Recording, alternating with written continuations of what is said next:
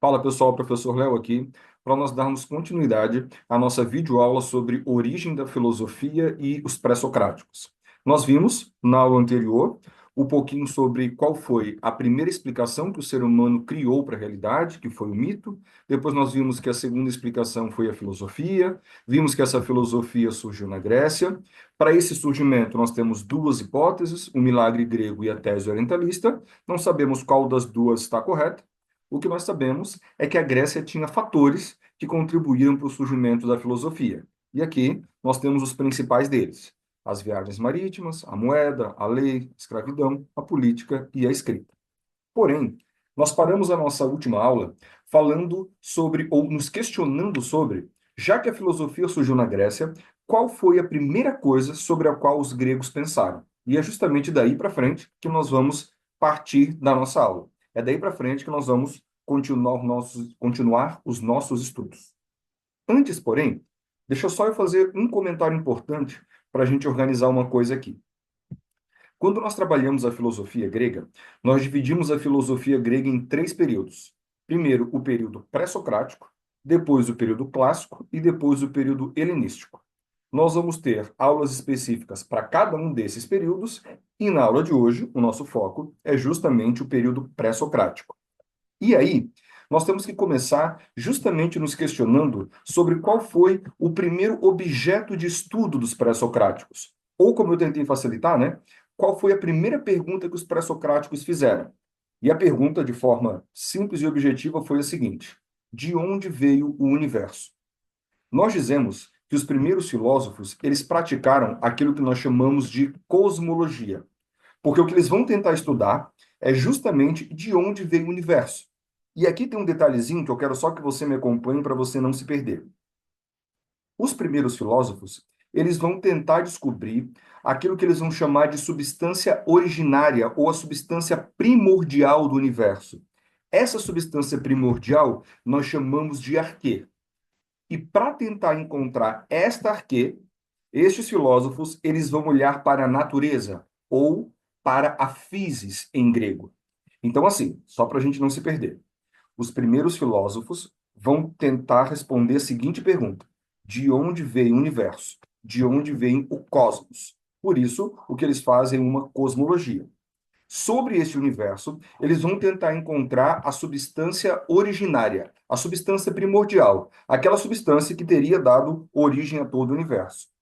Para encontrar essa substância, a arquê, eles vão olhar para a physis, para a natureza, e vão pensar o seguinte: qual elemento que tem na natureza que o ser humano não vive sem? Esse elemento deve ser a substância primordial. Ou então, pode ser que tenha um outro elemento ou outros elementos que deram origem ao universo. O que esses primeiros filósofos vão fazer é justamente isso. É tentar olhar para a natureza para encontrar essa substância.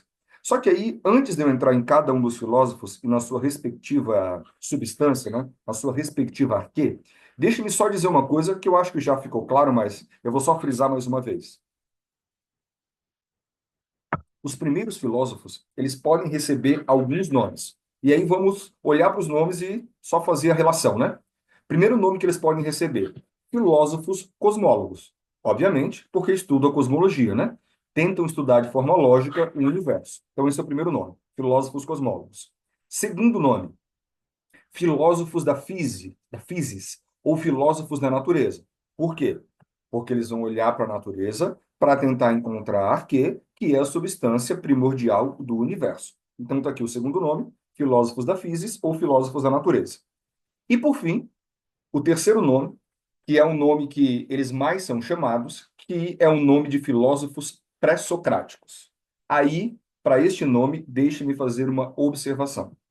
Quando nós olhamos para esse nome, né, filósofos pré-socráticos, a lógica nos diz o seguinte: esses caras recebem o nome de filósofos pré-socráticos porque viveram antes de Sócrates. Correto? Não necessariamente. Por exemplo, um dos filósofos aqui que a gente vai dar uma olhadinha é um cara chamado Demócrito de Abdera. O Demócrito de Abdera, ele foi contemporâneo de Sócrates. Ele viveu junto, no mesmo período de Sócrates. No entanto, ele é chamado de pré-socrático. Por quê? Os filósofos pré-socráticos, eles são chamados de pré-socráticos Não necessariamente por causa do período que eles viveram, mas por causa do objeto de estudo que eles estavam concentrados. Aqui está o segredo. Todos esses caras aqui vão ter uma pergunta que eles querem responder. Que eu já falei tanto, né? Que você já deve ter gravado. A pergunta é: de onde vem o universo? Qual é a arqueia do universo? Olhe para a natureza para tentar achar essa arqueia. Esse é o foco de estudo desses caras. Os filósofos de Sócrates para frente, aí eles vão ter um outro objeto de estudo, que nós vamos ver nas aulas seguintes. Então, aqui, só para ficar clara essa observação. Fechei essa observação. O que a gente vai fazer agora nesses minutos finais é dar uma olhadinha rápida em cada um dos filósofos aqui e na sua respectiva arquê. Nós vamos fazer o seguinte, tá?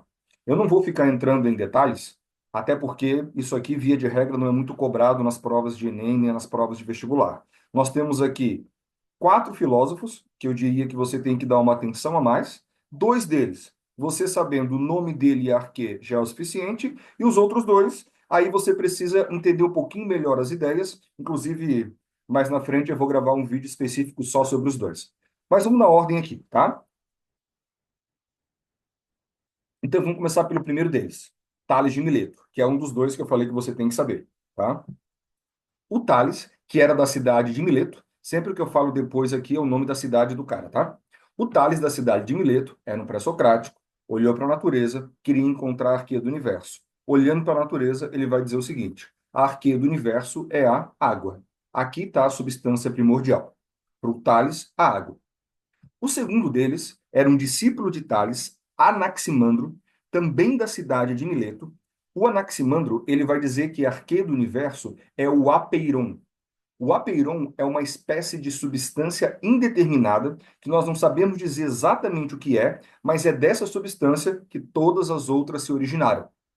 Aí eu vou te fazer vou querer que você faça uma comparação. Olha para o Tales.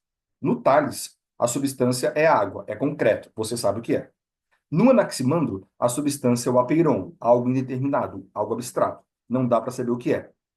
Quem vai tentar resolver este problema é o aluno do Anaximandro, chamado Anaxímenes. O Anaxímenes ele vai tentar pegar a concretude da água do Tales e mais a abstração do apeiron do Anaximandro e vai dizer o seguinte: a substância primordial é o ar. O ar ele é ao mesmo tempo abstrato e concreto. Aqui então estão as três primeiras substâncias: Tales e a água, Anaximandro e o apeiron, Anaxímenes e o ar. O próximo deles é o famoso Pitágoras, né? Lá do Teorema de Pitágoras. Pitágoras, aliás, que é o cara que vai dar nome a esta área do saber, né? Uma vez perguntaram para ele qual que era a profissão dele. Ele disse: eu sou um filósofos, um amigo da sabedoria. Mas, para o Pitágoras, a arqueia do universo são os números.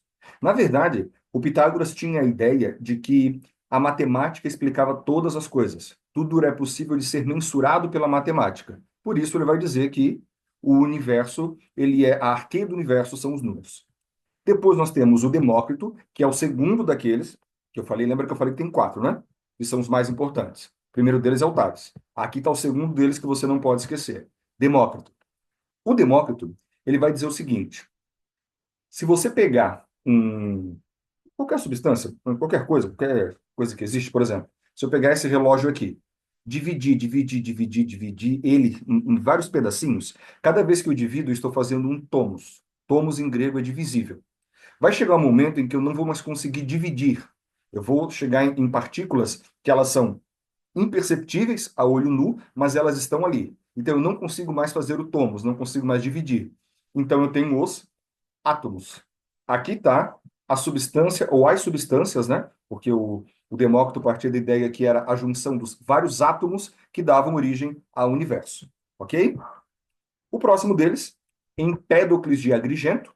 O Empédocles vai dizer que a arquê do universo, na verdade, são quatro, que são os quatro elementos: a água, o fogo, a terra e o ar. Aqui tem a arquê na visão do Empédocles. Então fica assim: Tales e a água, Anaximandro e o apeiron, Anaxímenes e o ar, Pitágoras e os números, Demócrito e os átomos, Empédocles e os quatro elementos. Para a gente encerrar, nós temos esses dois caras aqui, Heráclito e Parmênides, Esses caras, eles são complexos. Eu vou dar só uma pincelada neles agora e em outro momento eu vou gravar um vídeo específico só sobre os dois, como eu já falei. O Heráclito e o Parmênides, eles vão meio que mudar um pouco o foco da discussão e vão passar a fazer uma discussão mais metafísica, uma discussão mais sobre o próprio ser em si. E a discussão deles vai ser o seguinte: o ser é ou o ser muda? Vou facilitar aqui. As coisas são ou as coisas estão em constante mudança? E aí, nós temos primeiro a resposta do Heráclito de Éfeso. O Heráclito de Éfeso vai dizer o seguinte: tudo muda o tempo todo. Frase famosa do Heráclito: nunca nos banhamos duas vezes no mesmo rio. O que ele quer dizer com essa frase? Se eu tomar banho no rio de manhã e voltar à tarde, quando eu voltar à tarde, as águas do rio já não são mais as mesmas e eu já não sou mais o mesmo, eu já me alterei. Então, para o Heráclito, tudo muda o tempo todo. Diferente do Parmênides, que vai dizer o seguinte: tudo é. Você pode até ter mudanças na sua aparência, mas a sua essência permanece a mesma. Frase do Parmênides: o ser é. O ser não pode ser e não ser ao mesmo tempo. Se ele estiver sendo, ele não é. Lembra que esses caras tinham tempo para pensar, né, gente?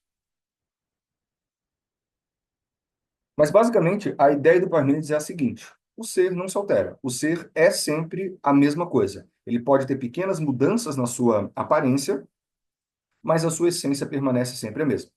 E aí, como eles estão inseridos na discussão da cosmologia pré-socrática, eles também vão ter a sua arquê, né? Só que a sua arquê vai representar essa ideia que eu acabei de falar. A ideia do Heráclito é que a arquê do universo era o fogo, porque o fogo significa um movimento que o ser passa o tempo todo, uma chama está em constante movimento, e para o Parmênides, a arquê do universo é o ser inalterável, o ser que permanece sempre a mesma coisa. Ok? Então, gente, para a gente fechar aqui a nossa aula sobre os pré-socráticos, fica assim: os pré-socráticos são os primeiros filósofos da Grécia. Esses caras, eles faziam uma cosmologia, porque eles tentavam estudar o universo, e estudando o universo, eles queriam encontrar a arquê do universo, a substância primordial. Essa substância primordial era encontrada na físis, ou seja, na natureza. Os primeiros filósofos são chamados de filósofos cosmólogos, filósofos da física ou da natureza e também filósofos pré-socráticos. Cada um deles tem a sua arquê. Tales vai dizer que a arquê do universo é a água, o Anaximandro vai dizer que é o apeiron, o Anaxímenes vai dizer que é o ar, o Pitágoras vai dizer que são os números, o Demócrito vai dizer que são os átomos, o Empédocles vai dizer que são os quatro elementos, e esses últimos dois, o Heráclito vai dizer que é o fogo, o Parmênides vai dizer que é o ser. No entanto, as ideias mais importantes desses dois, que são um daqueles quatro que eu falei, lembra, né? Um, Tales. Dois, Demócrito. Três, Heráclito. Quatro, Parmênides. Ok? Esses são os quatro mais importantes. Mas voltando aqui, o Heráclito e o Parmênides, eles vão dizer que o mais importante que nós precisamos discutir sobre os seres é a mobilidade ou a imobilidade. Para o Heráclito, tudo muda. Para o Parmênides, tudo é. Então, galera, espero que tenha ficado compreensível a visão sobre os filósofos pré-socráticos. Na nossa próxima aula, nós vamos conversar um pouquinho sobre o período clássico e o objeto de estudo dos próximos pensadores. Abraço, galera.